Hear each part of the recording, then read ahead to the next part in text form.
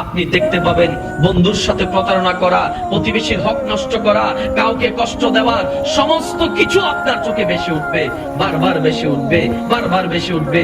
কখন কার কি ক্ষতি করেছেন, কখন কার নামে কি বদনাম করেছেন, আল্লাহকে কিভাবে নারাজ করেছেন, তখন আপনি নিজেই বুঝতে পারবেন কি নিয়ে রবের সামনে যাব। প্রশ্নটা করলেই দেখবেন শূন্য ছাড়া কিচ্ছুই আপনার আমার ভাগ্যে জুটবে না। কারণ আমরা সওয়াব করি একটা, গুনাহ করি আমরা 10টা, কথা বলেন ঠিক কি না?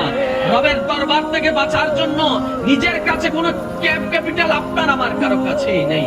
সেজন্য বলি, এই প্র্যাকটিসটা যদি অন্তত মাসে 2 মাসে একবার করতে পারে, দেখবেন আপনার ভিতরে সৎ কাজ করার আগ্রহটা আরো বেশি বেড়ে যাবে।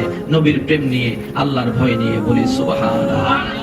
বান্দারে, এই কথা তুই মনে রাখবি, তুই যতক্ষণ মাটির উপরে থাকবি, আমি আল্লাহ তোকে পরীক্ষা করতে থাকবো, পরীক্ষা করতে থাকবো, পরীক্ষা করতে থাকবো।